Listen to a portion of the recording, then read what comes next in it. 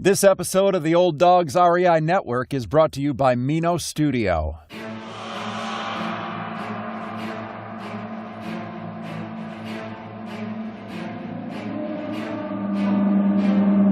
In a world where jobs are how most people make money, one man, one desire, one challenge dares to break the mold. Welcome to the Old Dogs REI Network, where we don't work for money. Money works for us. Coming soon. Viewer discretion advised.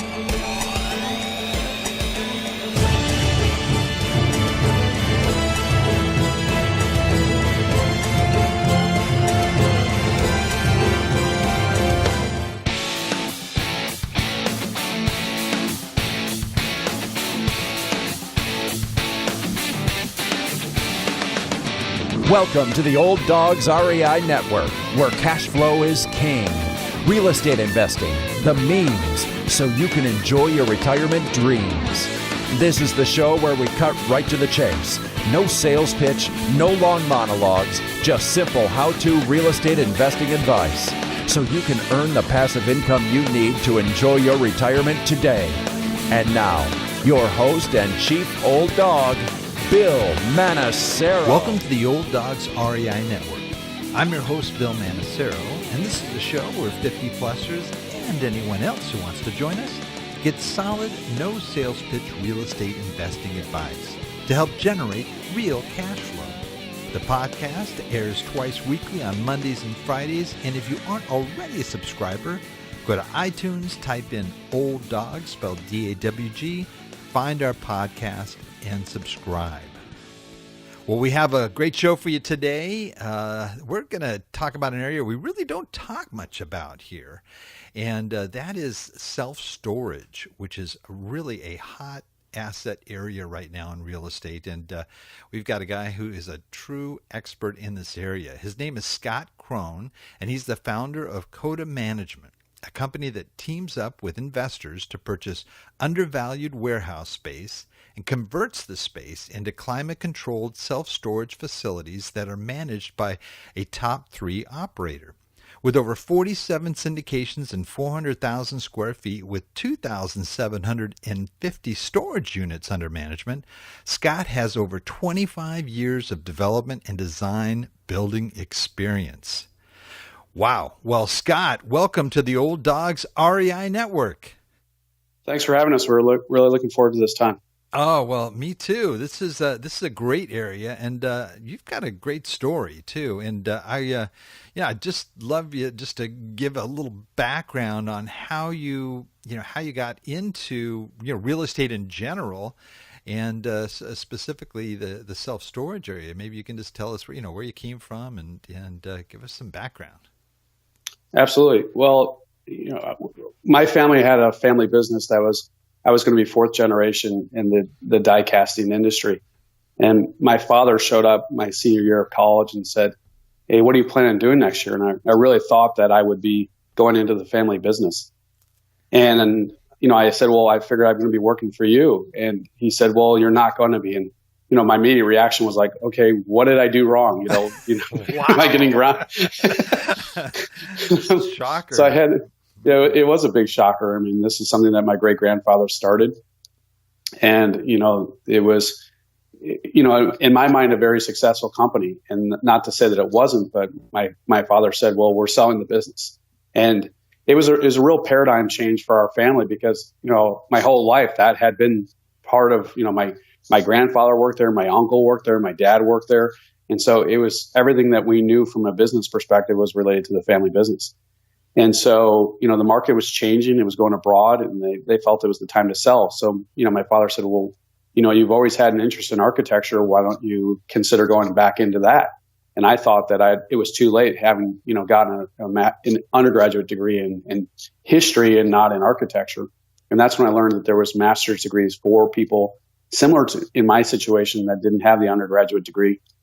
And that's how I got back involved with architecture and real estate. Interesting. And I mean, that is something a lot of us don't really even grasp the idea of having a multi-generational business like that in your family, and just kind of moving forward, assuming, well, this is going to be my baby one day, and wow, that had to be just a real eye opener. Whereabouts were you guys located? The business was in Chicago, and Chicago. They made parts for Ludwig drums and Schwinn bicycles and Ford and the military, and so these weren't small time contracts. They were pretty. And Harley Davidson was another big vendor, and so they made all the aluminum die castings for those companies. Man, oh man! But it's interesting. Your dad had sort of the foresight to see, at least at a certain time in history. I know just a lot of, especially Midwest businesses and companies just got hit as things started going offshore, and for him to sort of anticipate that might happen. He didn't want it to hit you when you took over the business, and that was really a pretty insightful for him. It was. I mean, the year prior they were awarded by the U.S. government for Small Business of the Year. So they got a tour of the White House and the flag that was flown over the White House at the time, and all those sorts of things. And it was a real big honor. And they were a $3 million business in revenue, in sales, and they felt that they just couldn't make a go of it, which was my first real introduction to market timing and understanding the marketplace and looking for those indicators within the marketplace as to knowing when to get in and when to get out.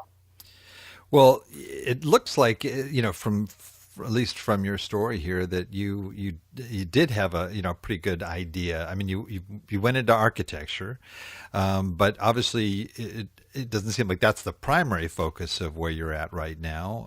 How did you sort of make that transition from architecture to the self-storage industry? So my first year in graduate school, I began to realize that the architects weren't the ones that made a lot of money. It was the real estate developers. And one of the professors at IIT owned a real estate development company where he controlled the entire process. So it was from the development to the architecture to the contracting. And I became his TA, and I began working for him in his office from 7 in the morning until noon, and then from 1 to 6 I'd go to class. And then from 7 until midnight, I'd be doing more homework, quote unquote homework for him, which was more work on his projects. And that's where I really learned the development side of it, and recognizing that there was more opportunity in terms of controlling the process, controlling the growth and all those sorts of things, as opposed to being dependent upon someone else to give you a job. With a developer, you create the work. And so that was the biggest takeaway and how I got involved in real estate development. And what kind of projects was that company involved in? They were a top 20 builder within the country in the multifamily arena. So, my master's thesis was a $100 million development with 400 units. And so while I worked for him, I was working on another 40 unit development and a 57 unit development. And then we were also converting apartments to condos. And a lot of ground up development, or were you mainly, rehabbing? Were you doing everything? The conversions were existing facilities that they had built and converting them, moving them off of the passive income into, an active sales. But all of the other development was ground up. So, the $100 million one was the old Sara Lee factory. So we took that down and developed it from scratch. It was a 50-acre site. Wow. That had to be an amazing education, just everything with dealing with major contractors to the architects, as well as I'm sure the sales side of it as well. That's amazing. That's a great background. It was, and the reason why I was able to take advantage of it so much is I was the only one in the program in his company that didn't come directly from the School of Architecture. I came from an undergraduate degree, so I was more proficient at reading and writing. So that's why I got, instead of being thrown on the design boards, I got thrown in terms of working with the CEO and the CFO and working underneath them. So everything from negotiating the land contracts to the condominium decks to the loan docs to working with buyers to bidding things out for the different subcontractors. So I was really involved in all the other areas of the company as opposed in doing the financial performance. So I was heavily involved in terms of that and modeling out the revenue side. And so as opposed to just doing the design work. Well, it sounds like you had a very promising career path, staying on with that company. But it sounds like you kind of found your own niche here. How did that happen? I worked there for about 6 years, and I was asked by the CEO to go and work with him, starting up a new development company. And so I decided to leave that to go work with him on a more, moving up the ladder in terms of responsibility. And that company had its own challenges, and I was only there for about 6 months when, the analysis that I put together showed that the project they were working on was not going to be as successful as they had hoped. And so, I proposed to them, like, why don't I work for you part-time while I start my own thing? And then that way you don't have the burden of my salary to pull you down, but I'd still be offering the support that they needed. And so we came to that arrangement, and that's how I started Coda 20 years ago. And our first real estate deal was buying a house for $300,000, tearing it down, building a new one, and selling it for over $1 million. Wow. And have you been primarily focused in the Midwest area, Chicago area, or did you move into other areas beyond that? For the first, I will say 18 years, we were focused specifically around the Chicagoland market, doing single family, multifamily, mixed use. We've done 4 churches. We've helped them out in that process. But within the last few years, we've expanded beyond the Midwest. So now we're in Wisconsin, Illinois, and Ohio. Wow. So you started off just doing a variety of projects, commercial. It sounded like you started off residential and then started moving into, bigger commercial type projects.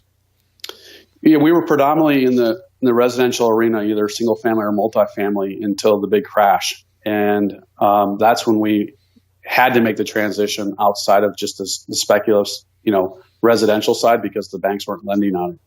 And so that's when we began buying distressed apartments and other distressed commercial properties. And that was my first introduction into the self-storage arena and what are the financial milestones or projections or processes that you have to hit in order to make it work. And that's when we took that model and then began expanding it, throughout the Midwest. Is this around the 2008, 2010, 12, around that area? It was around 2008 and 9 that we began getting more heavily into the commercial. And it was in 13 that we began working on the first self-storage facility. And you mentioned that the banks were, tight of funds. I mean, everybody is definitely aware of that during that time period. But how did you fund your projects there, taking distressed properties? Well, keep in mind that, banks were still reeling in terms of, what they would lend, and self-storage, especially on the speculative concept, was still outside their wheelhouse. They weren't they were lending to apartments all day long. And in my mind, a self-storage facility is exactly the same as an apartment building, but you don't have the toilets and the showers. And so it's a much simplistic version of an apartment building at a fraction of the cost basis. So it didn't really make a whole lot of sense to me, but people would say, like, well, how do you know how to build a self-storage facility? I'm like, well, I've built $100 million, apartment buildings. I can certainly build, corrugated steel walls with no plumbing and no toilets. It's a lot Right. easier to do. So Right. we had to go to non-traditional banks in order to get the financing. And then because of the fact that, lenders were still reeling at that time. Ah, I see. And did you start taking in investors at that point, or was that later on? Every project that we've done, we've had investors, Okay. beginning with the first single family house that we did 20 years ago. Oh, I had 3 investors there, and it was an eye-opening experience because they were very pleased with the rate of return we gave them. They said, do it again, and then don't tell anybody else. That's when I love it. so That's that was a great. little bit of a light bulb moment that maybe I was onto something here. And you decided not to go into like housing developments. I mean, even though it was for your first project, right? Is that mainly because of just the crisis hitting? No, back then it was more along the lines of, I was 28 years old, so to get people to buy into a 28-year-old to do massive developments was very hard to do. So, I felt that we had to build and grow the company, and, rather than just trying to do a 50 unit development right off the bat. And so we began working with single family, and then the first multifamily that we did was a 12 unit, and then we did a condo, which was 13 units, and we just began building it that way. Interesting. One thing that really sparked, you talk about converting warehouse facilities. I think there's a lot of folks that don't recognize necessarily, unless you live in the Midwest and in the Rust Belt specifically, just the number of abandoned businesses and factories there are out there. I mean, I remember, I was looking for apartments in Indianapolis area, and went outside of Indy and started checking out these other areas, and I would just see these massive, it looks like, at one time a huge manufacturing facility just totally abandoned. And they're, unfortunately, with so much business moving offshore into, Mexico and all these other places, I know that just a number of businesses were just hit severely. A Carrier and some of the other major ones in the Indy area, a lot of automotive related businesses, and it's to hear what you've done. Is one of these guys that can grab some of these old warehouses that are out there and then turn it into something where there's a strong demand, especially in today's market. That's pretty smart. It really looked like you moved into a great niche there. Well, thank you. It's not just warehouses, though. We really look at any large commercial space. So we've taken warehouses, we've taken offices. Some of them were even storage, but the way in which the storage was utilized back then, they didn't have the need for individual self-storage because of the fact that, a bank needed to keep its financial records, but it was like boxes and boxes of paper copies. And so, how the economy has changed and gone digital to me is no different than, when we were tearing down single family homes. People would say, look, well, why are you tearing down that old house? You should be restoring it. And there's a useful lifespan for a building, and there's a useful lifespan for a house. And the way in which we use property changes over time. And so we have to look at how can we maximize the use of that property as we have changed. It's no different than the rest of the society that we've evolved and developed, and making better use of technology. So why would we not expect our real estate also to do that? And that's the biggest thing that we try to do, is say, how can we create a better and more effective use for this property by changing the use? And so that's one of the things that we've really taken advantage of. So you must have a very thorough effort in terms of research in that particular market as to what really the needs are for that community and for that area of the country, I would imagine. Yeah, we spend a great deal of money on feasibility reports, and so we will not go into a venture or even a firm contract on a piece of property without that feasibility study and knowing what the results of it are. And that is the key driver for us, because if the feasibility report is negative, then there's no point in us trying to fight upstream. I'd rather go with the flow of the river than trying to fight it upstream. Yeah, that looks like, to me, one of the areas that be sort of the biggest challenges is, you find this great warehouse, you can get it for a great price, but if there's not the demand in that area for it, that would really hurt. How do you assess the demand for self-storage? The most basic metric is the number of square feet of lockers per capita. And where supply equals demand is around 7 square feet of lockers per capita. And so if we buy well below that metrics, we know that there's going to be a natural buying pattern where we can model it out, and it's very predictable. And once we approach or get above it, then it's simple economics. Supply equals demand. So your lease up time will be longer. You won't get as much revenue because everyone will be fighting for the same dollars. And so that's where we were looking at one facility in Arizona which would have pushed us above 7 square feet, and we decided not to pursue that one because we felt it was just too much risk. So the ones that we have bought have been like between 1.6 square feet per capita to 3. And so we're making sure that we're always well below where supply equals demand. What about your target customer? Don't they have to certain sort of criteria in terms of what their average salaries are, or what their the home ownership percentages are, and things of that nature? Absolutely. But keep in mind, there are two different clients. Businesses also rent from self-storage. They might not need a whole warehouse, but they just need a place to store their off-season type stuff or extra inventory or supplies or whatever it may be. But the medium income and the demographics in that sense also dictates the makeup or the configuration of our lockers.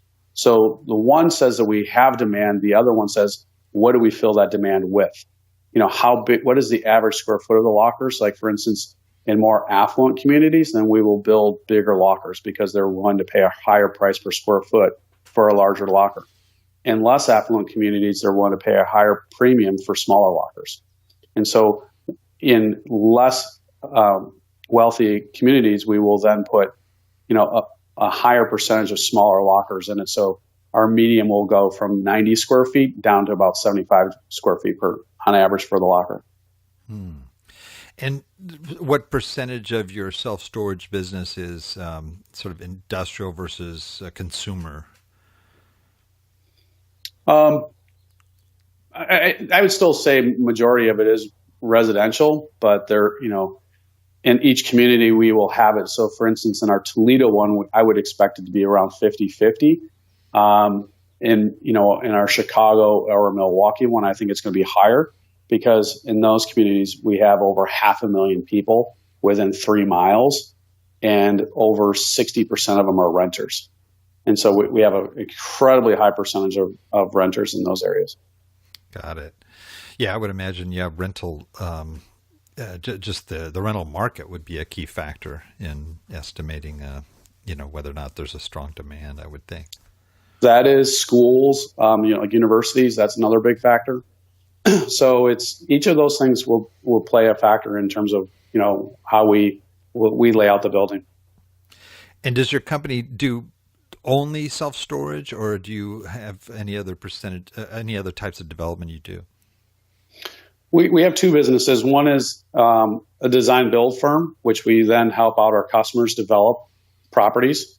So whether that be a single family house, or right now we're actually doing a church. So we help the church, find the property, acquire the property, entitle the property, get them the financing. We designed it, and then we're building it for them. And then on our investment side, we are only doing self-storage at this point in time. We sold off the apartments. We've stopped doing the single family and the multifamily, and our investment side is strictly self-storage. Got it. Well, with 20 years of experience here, running your own show, you must have encountered some things that were a little bit more challenging. And one of the questions we ask a lot of our guests is sort of, what would you say sort of your biggest mistake, and what did you learn from that mistake? Well, I think my biggest mistake is I got involved with some people that were not the most beneficial for the company. And, what I took away from that is, I probably learned more in that than my greatest success. The importance of having systems in place in order to monitor performance, and in terms of making sure that things are being done well and being done appropriately. And then also to make sure that, that you can remove yourself from the business and elevate yourself up in the business so other people can take over those jobs. And so that transformation allowed us to really see the need of how to properly expand the company, because I recognized that I had to invest more of our resources in training so that I could get the right people into the right jobs. That's great. Well, you answered my second question then. The biggest success is really setting up those systems, right, that really allowed you that kind of flexibility for growth and as well. So that's great. I think that's up there, but I think for us, the biggest success was just being able to survive the biggest recession in our history. That was a major downturn, and how we were able to adapt the company to be able to succeed in both a downturn market as well as an upturn market. Was your company was it fairly big at that point when the recession hit? No, because I began seeing the signs that the market was going to be corrected. I mean, when Greenspan was saying how we needed to pop the real estate bubble, I mean, that was the biggest warning sign out there when I saw what he did to the internet boom. And so we stopped buying. And at that point in time, we had only had 2 properties that we were sitting on. So, we began effectively transitioning before it. And a lot of people were calling us crazy or, undercutting the market, those sorts of things. But it allowed us to have a great amount of flexibility that we could change our product and still be, to keep our doors open and our lights on versus a lot of people that just lost everything during that time. You mentioned also in your bio that I read talks about that a lot of these self-storage facilities are managed by the top 3 operators. What do you mean by that? Well, they're known as the REITs. So those would be like the Extra Space, the Cube Smarts, the Life Storage. Those are the major players in the arena. And so most of those companies all have what they call third-party management, where we can hire them to run our facility. So it's no different than when you walk into a Holiday Inn. You don't really know who owns that Holiday Inn or that Hyatt, but you see the branding on the outside, or even a McDonald's. You don't know who actually owns that location, but you know that there's a brand out there. And so we do the same thing, is that instead of like a joint venture or a lease, we're actually hiring these companies to run our facility. And that way we get their national branding, we get their national systems. So we do what we do well, which is real estate development, and we let them do what they do well, which is self-storage. Interesting. It seems like they would want to hire you instead of the other way around, to go out and find, new facilities for them, you would think. In essence, they do, because they become the buyers. Okay. So do they ever say, hey, we're looking for new properties in this area. Do you guys go after it and turn your market research on and so forth to find those properties for them?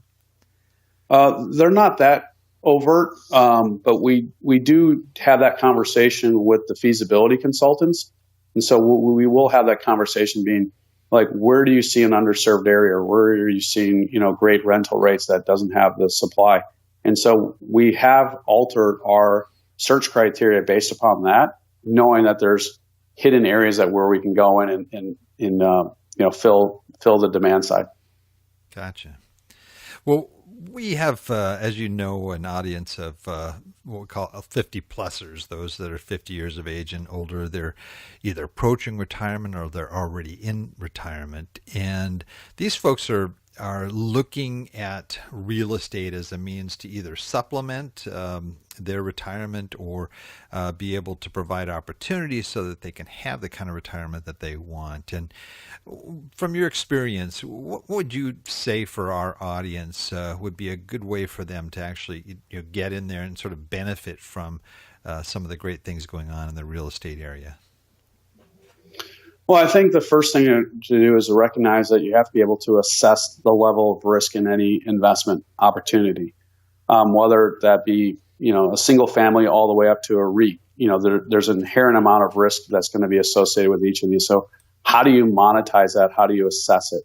And I think that obviously cap rate is one way to do that, which is hard to span it across all the different asset classes.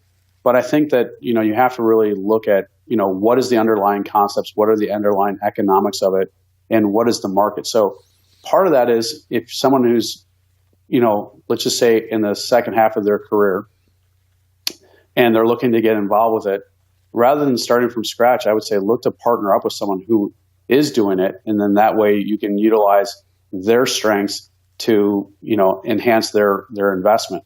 A lot of our investors are approaching that point in their life stage or their cycle. I mean, they're maybe on plus or minus 5-10 years on either side, and so they're seeing like, okay, I don't have the effort or the bandwidth to take on a whole new development or try to get into this from scratch, but how can I partner up with a lot of other people in order to make sure that my investment is safe and it will grow appropriately, and they're willing to take a little bit more risk. I mean, speculative development is more risky than if you're just buying an existing apartment building.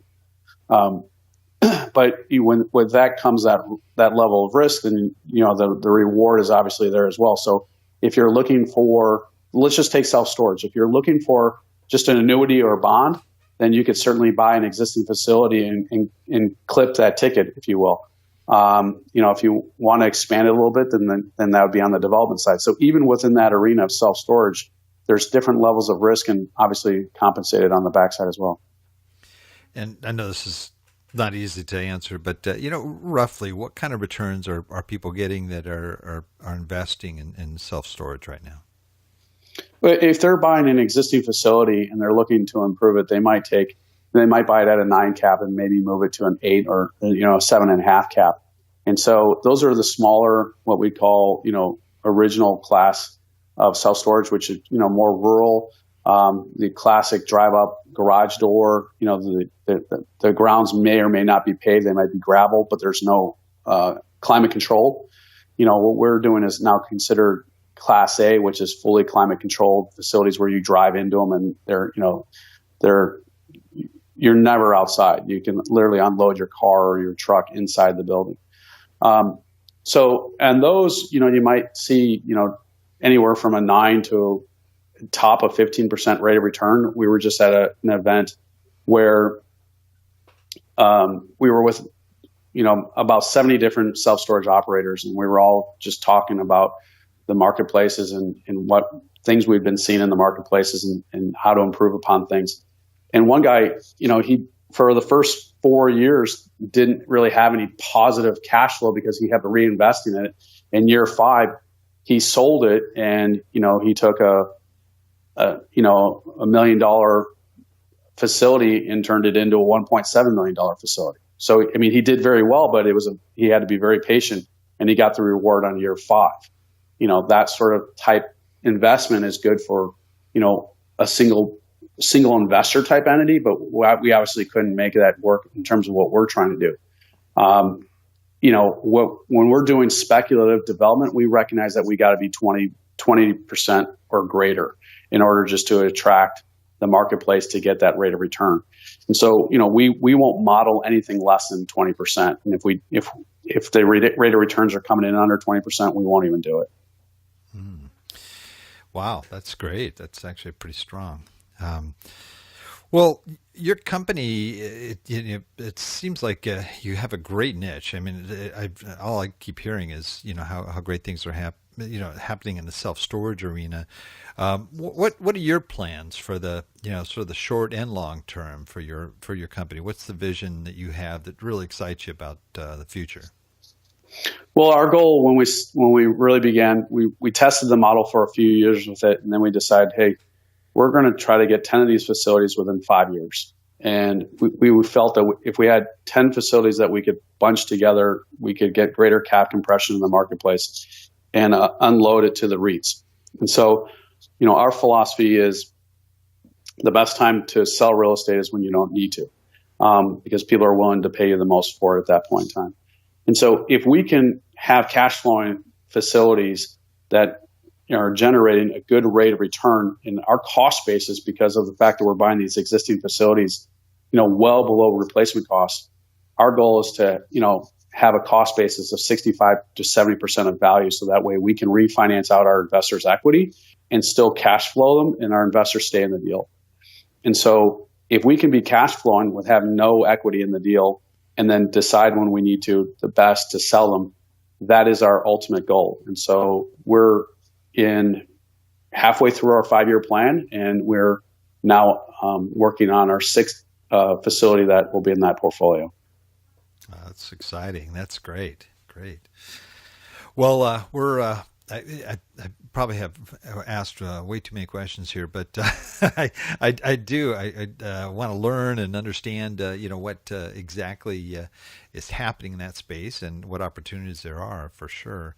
But we're kind of running the clock here, and we've come up to what we call our Wrap It Up session, where I ask you a series of quick questions just to get ideas on resources that you found valuable so we can share that with our listeners. So if you are ready, we can go ahead and do our Wrap It Up. Okay, very good. All right. Favorite real estate book? Well, I classify real estate and books together because of the fact that I take a lot of the concepts that are not in real estate and apply them. I take business books in general and apply them to our real estate because I see real estate as just the vehicle by which we conduct our business. So right now, my favorite book is The Road Back to You by Ian Morgan Krone. No relationship to me, so I'm not getting any residuals off of it. But it's a different spelling. It's a book about personalities and how to assess your own personality and then how you can see those personality traits in other people and then better relate to those people. And so that's something that we have done throughout our company. And so that I can better interact with the people that I work with as well as our customers and understand their perspective of what they're bringing to the table. And then I can change my form of communication to best relate to them. And so I found that book to be incredibly beneficial, not just in my own personal life, but in my family life as well as in my business life. Oh, that's great. And this one you may have already answered, but I'll ask it here. What about a more general business book that might be a favorite or a classic to you? Well, my mentor has written a lot of great books. His name is Dr. Nido Qubein, and I get a tremendous amount out of him in terms of all the. I mean, he's in the Speaker Hall of Fame, and he's a Horatio Algier Award winner for Distinguished Americans. And so he's been very kind to me and giving me a lot of his resources, not just his books, but, the time that we were mentoring together. And I find everything that he does to be incredibly beneficial for me. Is there one particular book that stands out that he has? There's a good one called The Stairway to Success. And, but he also has books on leadership. He's the president of High Point University and he also owns Great Harvest Bread and Lazy Boy, and he's on the board of BB&T Bank. And so, he came from Lebanon when he was 16 with like minimal amount of money in his pocket. And he's just, developed and grown his life to a level of success. And so, that is one of the big lessons that I always take away from is, it's not a sprint, it's a marathon. Got it. What would you see as your most valuable website for success, one that you use on a pretty regular basis? Well, right now, the current site that I'm utilizing is it's an opportunity zone map. And so what we are doing is one of the things that we're looking for is it's not the main criteria that we're using, but it is a factor in terms of our site assessment. And so, we're going there pretty regularly to determine whether or not a property is in an opportunity zone in terms of how we can utilize that within our business strategy. Yeah, that's an area that's really exploded just recently. That's great. That's great. How about favorite app? The favorite app, I would say is our contact management. So that would be HubSpot. And so it's very helpful in terms of us making sure that we have reminders and follow-ups and being able to distribute things to our investors and things along those lines. Got it. How about favorite quote? That would go back to Dr. Qubein. He was saying that you divide your life into thirds. So you have 1/3 of learning, 1/3 of success, and then another third of giving. And so, if you look at each part of your life and you divide it into thirds, and if you really focus on those three different things, then that will set you up for that stairway that he was describing in his book, The Stairways to Success. And this is our big question here. If, let's say, you lost everything you had, okay, and you absolutely had nothing left, all you had was $1,000 in cash, what would you do with that $1,000 to rebuild your company? Well, I would invest in education to determine, how I could do things better.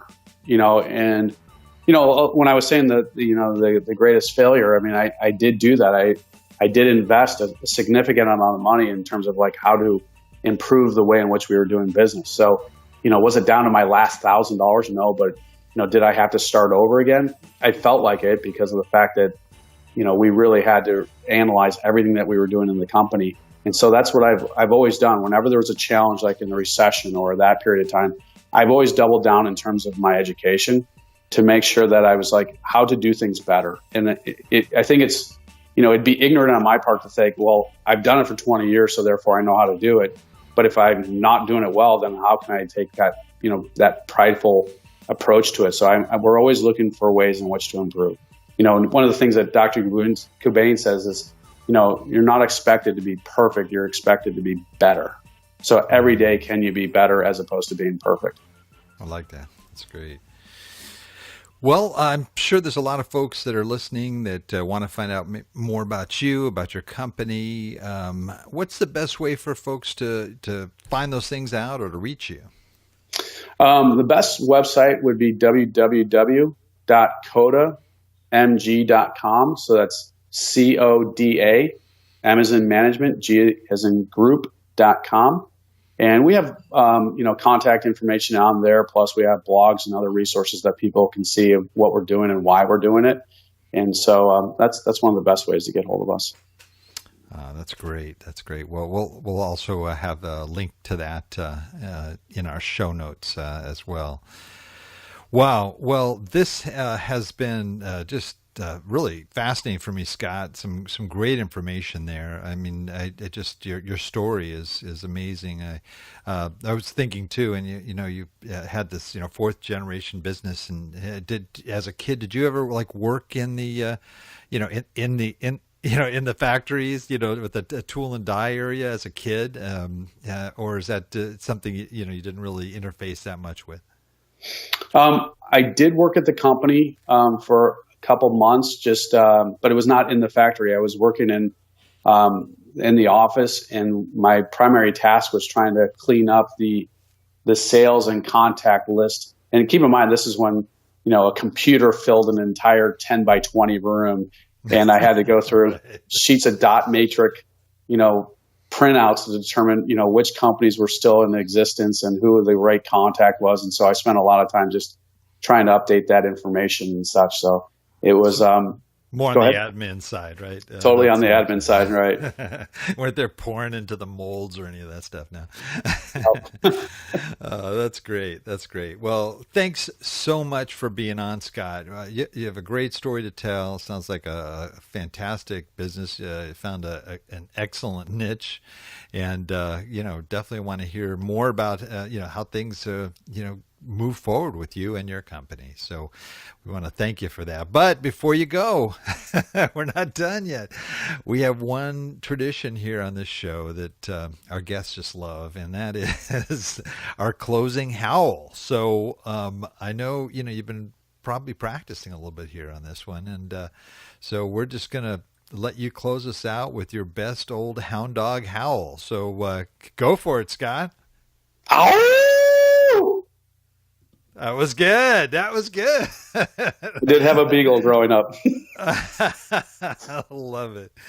Well, thanks again, Scott, for joining us. I really appreciate you giving us your time today. Thank you very much for having us. It was a pleasure. And I also wanted to thank all our old dog listeners out there for joining us. I know there's a lot of other things you could be doing right now, but the fact that you've taken the time to join us means a lot, and we greatly appreciate it. And please note everything presented here today, including some of these links and references that Scott made, they can all be accessed in our detailed show notes on the Old Dogs website at olddogsreinetwork.com/blog. And just look for the episode with Scott Krone. So that's the show for today. Remember, cash flow is king and real estate investing the means. Until next time, keep moving forward, and may God bless. Thank you very much for visiting the Old Dogs REI Network. We would greatly appreciate if you would stop by iTunes and let us know what you think of the show. We would love if you could subscribe to the podcast, give us a 5-star rating, and write a review. The more ratings and reviews we receive, the more visible the podcast will be to others. Thank you.